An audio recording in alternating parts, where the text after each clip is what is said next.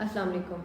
ہمارے ہاں جب کوئی عورت یہاں تک کہ اسلام کی بات بھی کرتی ہے اور موڈیسٹی کو فالو بھی کرتی ہے، اس عورت کو یہ کہہ کر چپ کرانے کی کوشش کی جاتی ہے کہ پردہ کرو.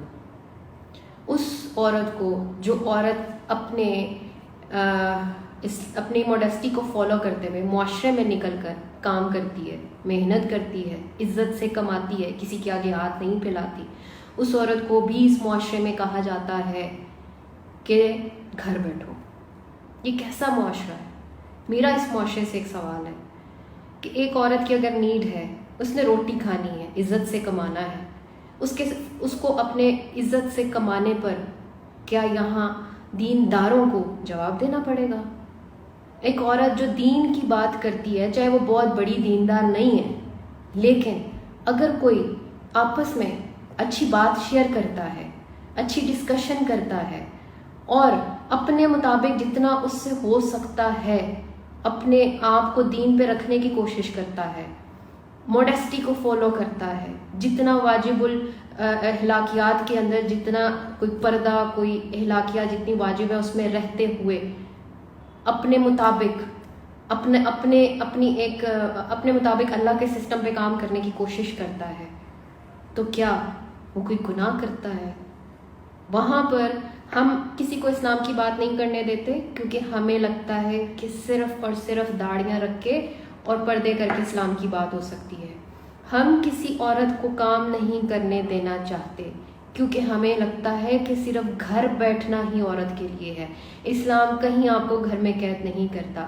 آپ کو بتاتی چلوں کہ پہلے کا دور اور تھا، آج جس دور میں آپ رہ رہے ہیں، آج کے دور کی ماں کو اگر اپنی نسل یا جنریشن کو تربیت دینی ہے تو اس ماں کو اس دور کے مطابق دینی ہے.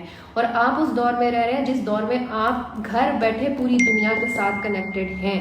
تو آپ یہ کیسے سمجھ سکتے ہیں کہ ایک عورت کو آپ قید رکھ کے، اس کے مائنڈ سیٹ کو قید رکھ کے، اس کی روح کو قید رکھ کے آپ ایک جنریشن اور ایک بیٹر جنریشن کریٹ کر سکتے ہیں؟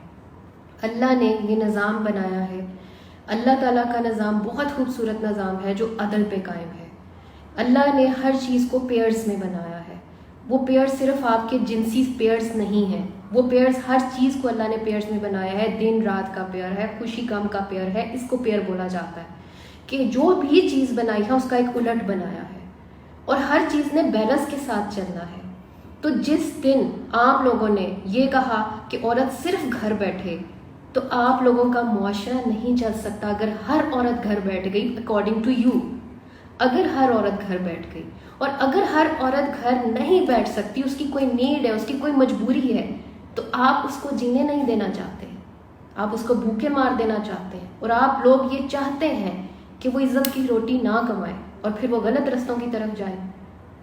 یہ اسلام نہیں ہے، یہ اسلام نہیں کہتا. اسلام نے کہیں عورت کو نہ کام کرنے سے روکا ہے.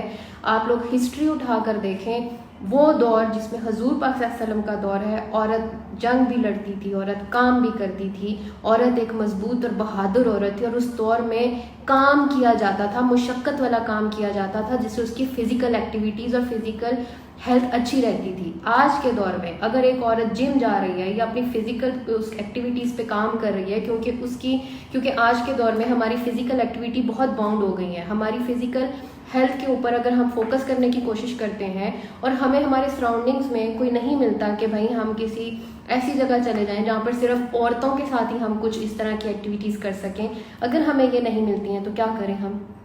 ہم چھوڑ دیں سب کچھ؟ No, we need to follow the modesty, we need to follow the rules and regulation, laws of Islam and do whatever you want to do.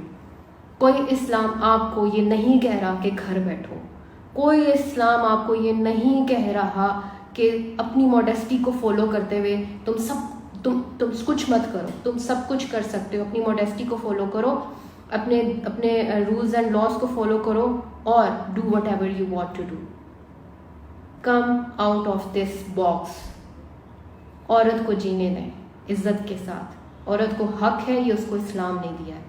اگر وہ اپنی موڈیسٹی کو فالو کر کے، سمپل میں بتاتی ہوں، اسلام کہتا ہے اپنی موڈیسٹی کو فالو کرو، رولز اینڈ لاز کو فالو کرو، and do whatever you want to do.